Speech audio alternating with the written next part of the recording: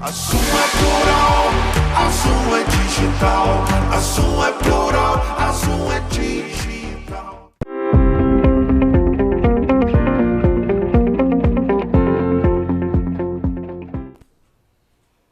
Boa noite. Hoje, Acreditando em Si, começando com mais um episódio inédito, e a nossa história é cheia de superações e muito inspiradora. Mas se você estiver assistindo a gente pelo YouTube, já aproveita para se inscrever, ativar o sininho e no final deixar aquele comentário pra gente. Estela, Boa tudo bem? noite, tudo bem, Davi? Estela é vida, viu, gente? Estela é vida. Bom, hoje nós temos aqui um caso de sucesso, primeiro um caso de sucesso, de persistência, de resiliência. Vamos conversar com Ana Paula Belo, que tem 35 anos, é empresária de sucesso, fundadora e apresentadora do programa Ana Pode Podcast, casada, mamãe dedicada do Tonton. Ana Paula tem uma trajetória de vida inspiradora e repleta de superações. Ana, boa noite, bem-vinda. Muito bem-vinda, que honra recebê-la. Boa noite, o prazer é todo meu. Já quero agradecer esse convite por poder estar aqui contando um pouquinho da minha história, da minha trajetória. E era um sonho, né, poder estar aqui contando um pouquinho e conhecer vocês pessoalmente, então melhor ainda. Primeiro você manda um abraço pro teu marido, pro Felipe, que me ouve no Sucesso de Manhã no Da Vida Show. Já fiquei sabendo, o geminiano Felipe. A Lili Rodoviária vai falar de gêmeos, né, e vai falar pro Felipe na segunda-feira que vem. Posso mandar um beijo? Pode, claro, pode. É evidente que pode. Essa câmera aqui Essa que é. Amor, um beijo pra você. Hoje você não pôde estar presente comigo, ele está em viagem, Olha, está a trabalho. a trabalho. Mas você sabe que você está aqui no meu coração. Nossa, que lindo! Aí! Começamos bem. Começamos com vida. Primeiro a vida aqui, a vida aqui e o amor ali, na verdade. Que bonito. Já passou a época do Dia dos Namorados, É né? verdade. Mas no amor dia da namorada é todo dia, né, na Sim, verdade. sim. E aí, como que começa a sua história? Você nasceu aqui em Friburgo. Sim, Perfeito. sou daqui, de Friburgo. E nesse momento em que você começa a querer trabalhar, já muito nova, qual é o primeiro trabalho que você faz? Qual é a primeira iniciativa que você tem de empreendedorismo, Ana? Olha, eu venho de uma família muito humilde. A minha família sempre passou muitas dificuldades, passamos muito perrengues mesmo. A minha família é composta por 4 irmãos. E a gente sempre passou muita dificuldade. Meus pais sempre trabalharam para tentar manter a gente, mas o meu pai, infelizmente, ele sempre teve muito problema com bebida e faltava o básico para a gente em casa. E eu comecei a trabalhar, eu lembro que o meu primeiro emprego foi na roça. A gente se mudou, nós morávamos no Cardinó. E nós nos mudamos para cá, para Conselheiro. E quando a gente chegou aqui, o meu pai veio de lá já com um emprego formado e ele começou a trabalhar numa lavoura de rosas. E ali na Fazenda da Laje, onde meus pais ainda residem até hoje, tem muitas plantações de legumes, verduras e as plantações de roseiras. Então ali, sempre que vocês veem algumas rosas por aqui, então pode ter certeza que veio dali, porque muitas plantações são feitas lá. Comércio das flores. Sim. É. E eu me lembro que quando eu tinha 12 anos de idade, eu, naquela luta de querer as coisas, a gente sabe que menina, principalmente, né, mulher, Sim. na época eu ainda era uma adolescente, mas a gente já começa a querer ter as coisas. Comecei a estudar e eu me lembro que eu ia para a escola, eu via meus amigos tendo cadernos, tendo mochilas, tendo boas roupas e sapatos, e eu não tinha nada disso, nem eu, nem os meus irmãos. Mas aquilo começou a me incomodar e eu queria já começar a trabalhar. Esqueci um pouco as minhas bonecas e os meus brinquedos de lado. Sim. E comecei a trabalhar na roça. Eu me lembro que o meu primeiro emprego eu ganhei tipo 50 centavos por canteiro. Lá a gente fala canteiros de rosas, que são Sim. canteiros compridos. Então a gente ganhava 50 centavos. Feliz da vida. Feliz da vida. Claro. Foi meu primeiro primeiro emprego. passo ali. Foi. E eu me lembro que, né, a gente trabalhava ali, capinava de mão, né? Lá eles falam assim, a gente capinava de mão. E tinha muito sapo no meio das roseiras, porque eram matos muito altos. Sim. E eu tenho pavor. Eu ia falar isso, eu tenho pavor. É sapo e barata, é uma maravilha. Barata eu não ligo, eu Nossa. tiro de letra. Não, eu tenho pavor de barata, pavor. Eu não tenho nojo, Meu não. pai também. Eu tenho pavor de barata, né? Meu pai dá 2 metros de altura. Nossa senhora, eu pulo mais do que a minha mulher. Sério? Do pavor de barata. Eu acho um bicho peçonhento. E será a única sobrevivente de um acidente nuclear, hein? As baratas serão as únicas sobreviventes, segundo os estudiosos. Mas aí você vai para a lavoura, começa a fazer o plantio das rosas. E aí também trabalha como babá, que eu sei da tua história, conheço tudo. Isso. Fiz o dever de casa, não é verdade? É certíssimo. Então. comecei a trabalhar com 12 anos e ali naquela luta de encontrar vários sapos, mas Engolindo muito sapo também. engolindo muitos sapos. E nesse período de inverno, a gente se molhava todo. Então, assim, foi um período difícil, mas eu me lembro que o meu primeiro salário, eu vou até contar algo muito... que tocou muito a minha infância, que marcou muito a minha infância. O meu sonho era provar Coca-Cola e comer uma barra de chocolate. Meu Deus. Olha só, era o meu sonho. Que coisa legal. Sim, eu tinha um sonho Tão de... simples, né? Tão simples. É. Mas eu me lembro que quando íamos ao mercado, a minha mãe logo avisava, não peça nada, que a gente só tem dinheiro para comprar o arroz e, se der, o feijão. Então, era assim, a gente olhava as prateleiras, mas a gente não podia pedir nada. Mas ficava assim, criança, sabe como é, né? Então, eu olhava... Tava com aquele desejo no coração. Eu olhava as prateleiras de chocolate, daquelas barras de Nestlé e das Coca-Colas e eu sentia vontade, mas eu não podia. E eu me lembro que tinha uns peões de obra trabalhando perto da minha casa e na hora do almoço, todos os dias eles compravam Coca-Cola. Eu, criança, queria ir lá pedir, mas eu não tinha coragem de pedir. A gente sempre teve aquela criação, assim, muito rígida, de não falar com estranho. E eu nunca pedi Coca-Cola. Se eu pedir, eu vou apanhar, né? Eu vou apanhar. Então, eu me lembro que aqueles peões, quando terminavam o horário de almoço, eles descartavam aquela garrafa de Coca-Cola e eu corria lá, pegava e tomava os últimos pouquinho. Sim. Olha só. Foram as primeiras vezes que eu experimentei a Coca-Cola. E eu me lembro de um fato muito interessante, que aquele rótulo da Coca-Cola lembra uma barra de chocolate Nestlé. E eu ia ao mercado e ficava... Várias associações Sim. ali. E eu tirava aquele Vermelhinho rótulo. também? É. Eu tirava aquele rótulo, arrancava o rótulo, dobrava ele quadradinho, fazia, na minha imaginação, uma barra de chocolate, sentava numa escadinha que tinha na beirada da nossa casa e comia, imaginando que eu estivesse comendo um chocolate. que Então, assim, legal. foi um período muito difícil, mas depois comecei a trabalhar. No sofrimento também tem poesia, né? Que eu pude perceber.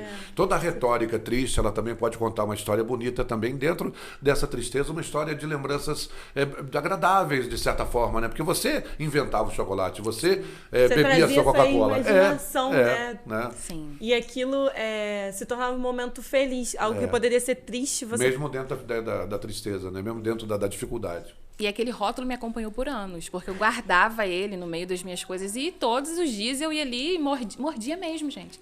Eu simulava uma mordida e nem sabia que gosto tinha. E eu me lembro que quando eu comecei a trabalhar na roça, algum tempo depois, o meu primeiro salário, gente, eu comprei uma latinha de Coca-Cola e uma barra de chocolate. Pronto, matou a vontade, Tá fechado. E olha, eu me senti feliz da vida. Foi extraordinário. E aí foi a partir daí que você começou a trabalhar como babá. Isso, com 14 anos eu comecei a trabalhar numa casa de família.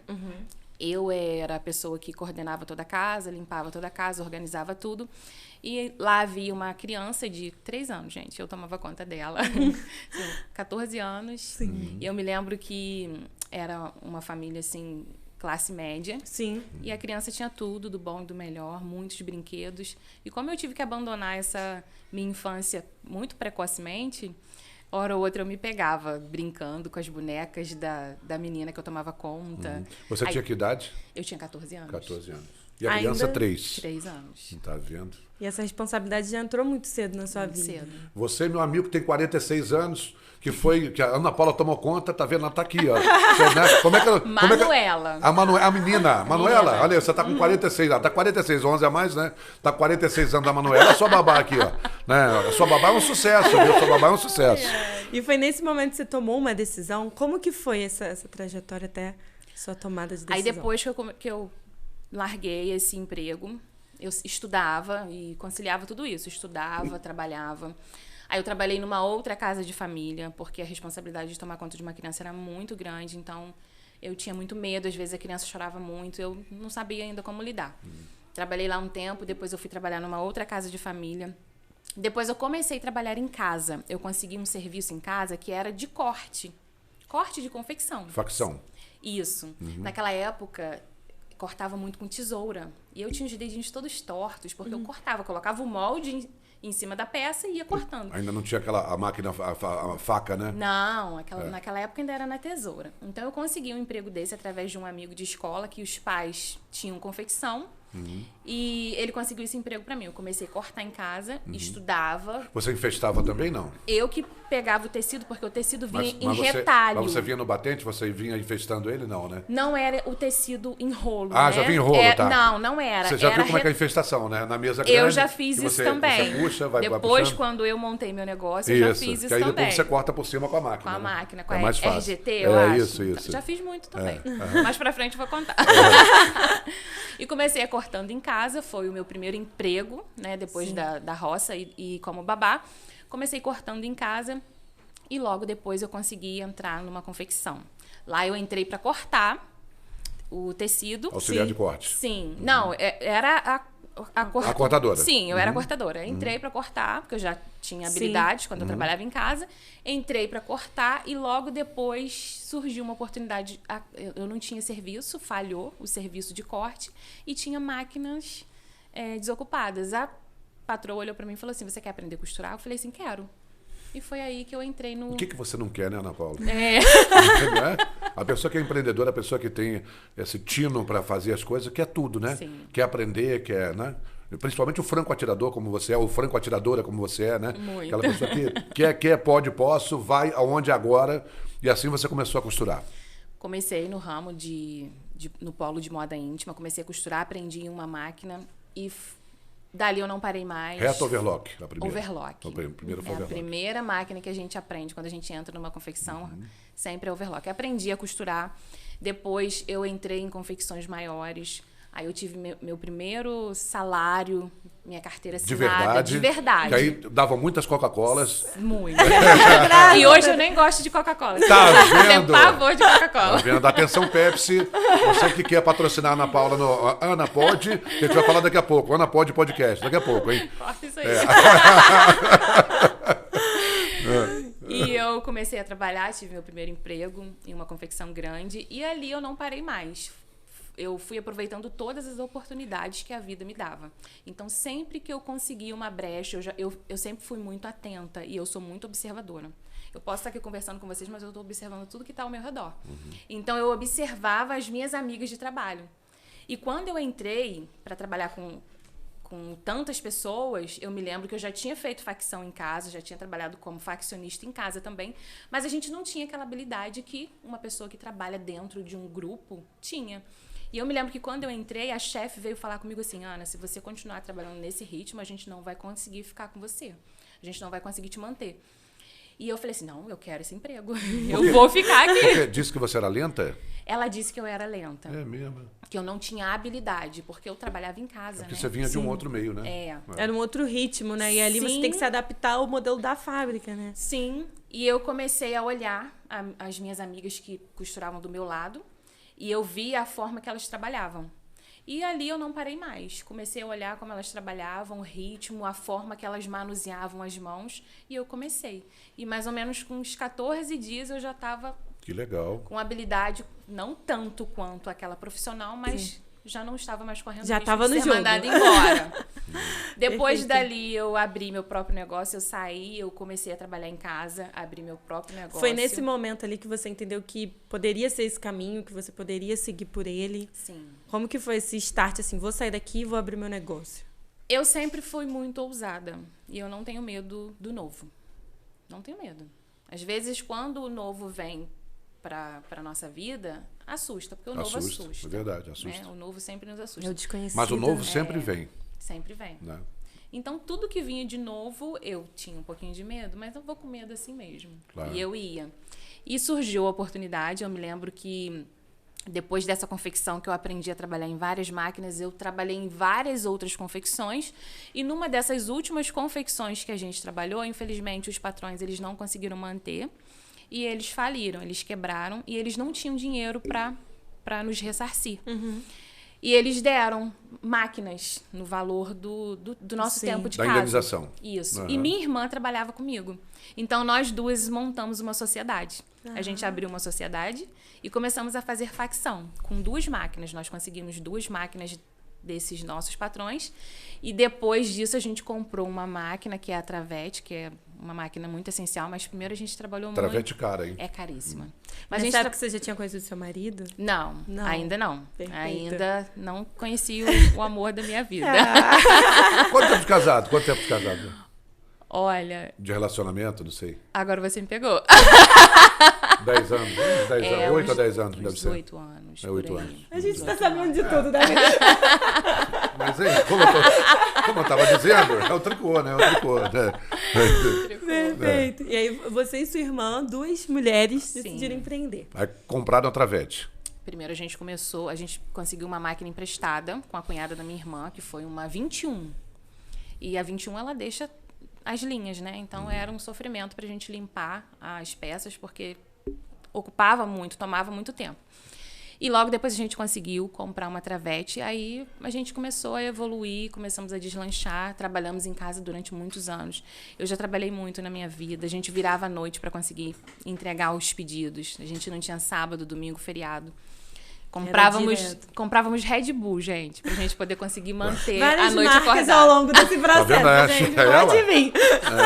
É, isso aí. Depois te manda a Oh, conta meu pra vocês aí. Deus! Aí te manda pra agência depois aí. Patrocínio, por favor. Mas vocês trabalhavam num térreo ou trabalhavam num prédio? Nós começamos a trabalhar na casa da minha irmã. Você sabe por que é a minha pergunta, né? Por quê? Porque se você tomava Red Bull, no terceiro andar, Red Bull te dá asa. Daí você pode cair. É melhor ficar no térreo. Eu não podia perder essa, não podia perder. Era o momento, né? Ai, meu Deus, Red Bull te dá asas, sim. Agora o patrocínio vem. Agora vem. Agora não vem, tem agora jeito. vem. Você então começa nessa iniciativa com a sua irmã, compra máquinas melhores. E quando é que você percebe que, pronto, agora cheguei onde eu tinha que chegar com a minha confecção? Começamos a trabalhar só nós duas e a gente viu que a procura pelos nossos trabalhos começaram a aumentar. Nós começamos a trabalhar apenas como faccionistas, a gente pegava serviços, né, de outras pessoas e a gente produzia. E surgiu uma oportunidade da gente começar a fabricar. Depois de alguns anos, muitos anos trabalhando com facção, a gente começou a fabricar, ter o nosso próprio negócio. Peças próprias. Isso. Aí a gente conseguiu um fornecedor, um comprador, na verdade, e a gente começou. A gente foi lá, mostrou o nosso mostruário, ele gostou, e a gente fechou o nosso primeiro comprador. Que legal. Aí foi quando a Ana Paula começou a infestar a mesa com os Sim, tecidos, que sim. aí a gente já comprava tecido, né, em rolo. Sim. E eu que cortava. Então, quem cortava, quem infestava, quem riscava, quem cortava. Aí começou a virada Aí aqui. começou a virada de chave. E foram muitos anos, eu acho que a gente trabalhou, eu tive, nossa, eu nem me lembro. Eu deveria ter nessa época uns 18 anos. Eu deveria ter uns 18 anos, quando eu e minha irmã mantivemos essa sociedade. E mais ou menos com 24 anos a gente rompeu a nossa sociedade. Eu segui sozinha, minha irmã seguiu sozinha também. E logo depois foi aí que eu comecei a empreender sozinha e tive funcionários, coloquei pessoas para trabalharem comigo. E trabalhei muitos anos, aí eu que comprava, eu que cortava, eu costurava. Então, assim, foi uma jornada Desgastante. muito louca. E o que foi mais desafiador, assim, nesse processo? Você sentia, você mulher nesse mercado, era mais difícil? Como que você recebeu esse momento? Olha, empreender não é fácil. Não é é. fácil. Lá no meu programa, eu sempre recebo muitos empreendedores e a gente sempre fala sobre isso. É empreendedor, tem dor, né? Então, é doloroso. Caramba, eu nunca tinha pensado nisso. É. É empreendedor, tem dor, é verdade. dor. É. Dor É e choro muito, livre. muito.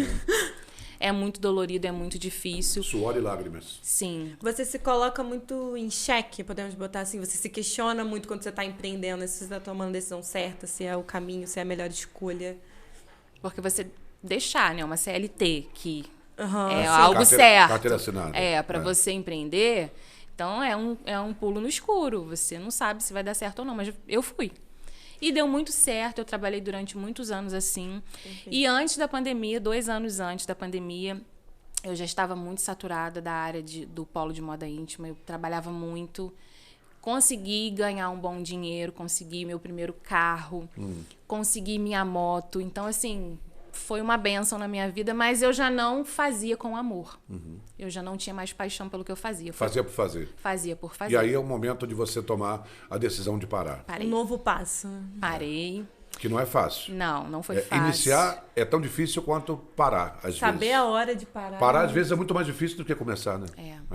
Não foi fácil, mas foi necessário. Você parou, aí você falou, vou parar com a confecção. Você já tinha alguma coisa? Tinha. Ah, bom. Aí eu parei. Sempre um plano ali. Sério. Eu sempre tive um plano B. Aham. E aí eu comecei a vender roupa. Eu abri... Foi aí que a minha virada de chave e o meu trabalho com a internet começou. Eu abri o meu... Porque meu Instagram era só mesmo... Eu não via o Instagram como forma de trabalho. Era entretenimento. E eu abri um Instagram próprio para minha loja. Eu não tinha loja física, mas eu tinha loja online. E eu atendia de porta em porta. Fui pro Brás, meti a cara e comecei a procurar fornecedores. Você foi lá para Rua Oriente, Maria Marcolina. Todas essas ruas. Você foi para Firmino Whittaker, na Todas verdade. essas Onde meu pai foi durante ruas. 30 anos da vida dele comprar. Oh, meu nas lojas de Deus. calçados e confecções que a gente tinha. E você ia junto com seu Rua pai? Oriente, durante 8 anos eu fui com ele, comprei Que com ele. bacana. De saudosa memória, 22 anos que já partiu, mas um grande trabalhador.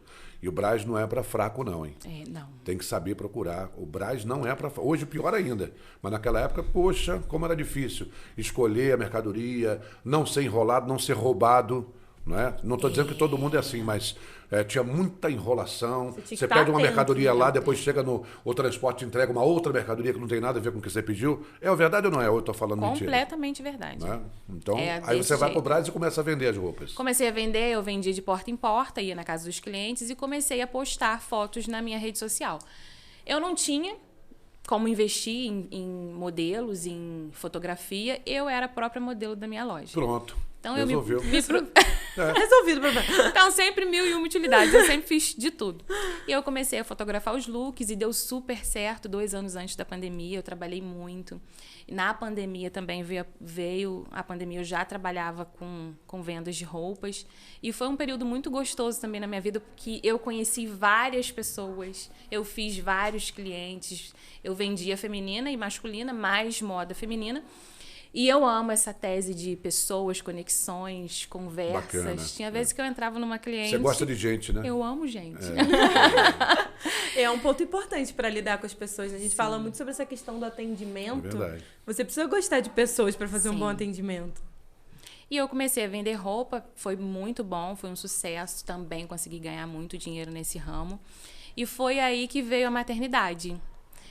Logo após a pandemia, antes um pouquinho da pandemia, na verdade, eu engravidei. Acho que a pandemia começou em fevereiro. Não, peraí. Primeiro você falou de tu conheci gente, lidei com gente, mas fala quando é que você conheceu o Felipe, quando, como é que Cadê o foi? Não, nessa época eu já conheci. Não, mas você passou batido pelo Passei. Eu quero saber qual foi o momento que Felipe você é a conhece o pessoa Felipe. nessa época.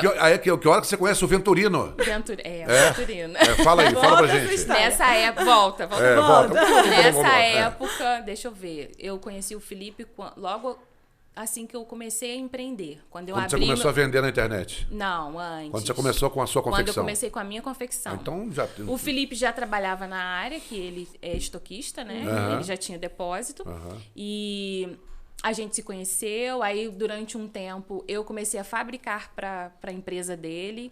E logo depois eu... Aí o amor começou. Gente, olha só, cuidado você que é empreendedor, esse negócio de fabricar para a empresa dele ou dela, acaba em namoro, hein? Não é verdade?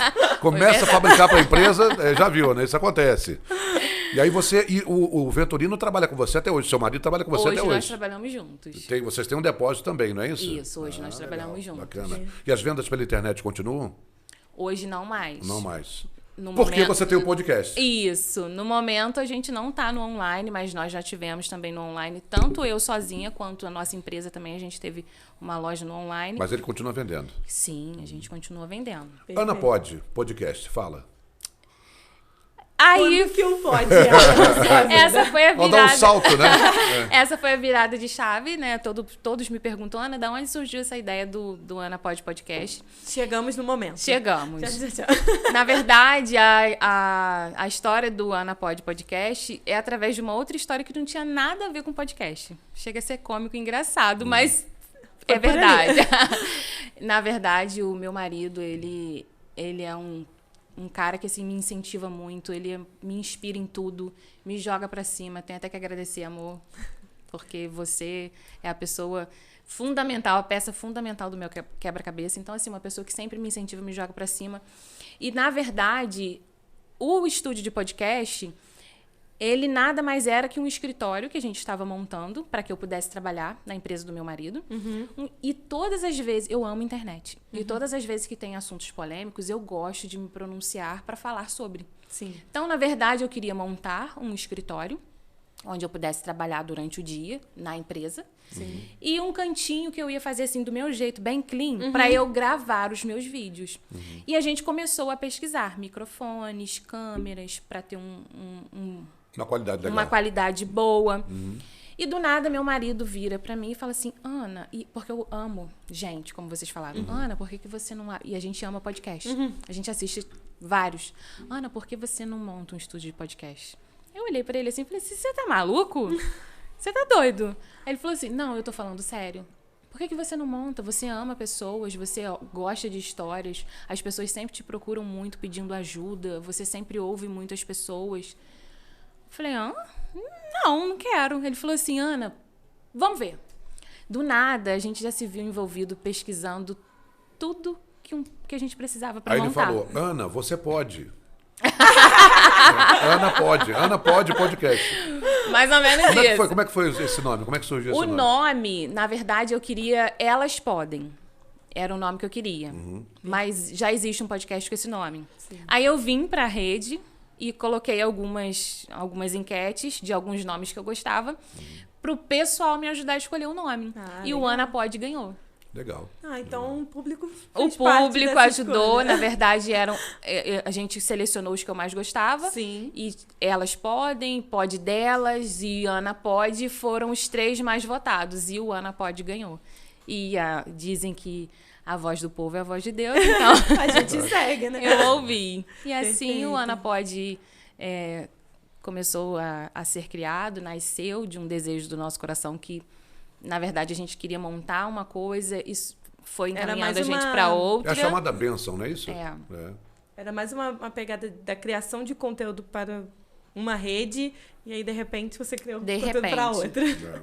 Foi assim que o Ana Pode foi criado e a gente começou a pesquisar várias coisas para como montar um estúdio de podcast. Não foi fácil, Não é fácil. não, porque Quanto tempo tem o podcast? nós estamos indo para 5 meses ao ar. Tá recente. Então, assim, a gente tá bebezinho Legal, ainda. maravilha. A que se propõe o Ana Pode? Quais são as ideias? Qual o objetivo do seu podcast? O meu nicho hoje central são histórias. Então, se você tem uma história que inspira, que motiva e que toca a vida de outras pessoas, você pode participar do meu podcast. Ana pode, você pode também. Sim. Contar sua história. Né? Sim. Eu adoro esse nome, Ana Pode é muito bom. Ana Pode é muito bom. Verdade. Então, a gente motiva e inspira. E é focado em mulheres, nesse empreendedorismo feminino? 90% sim.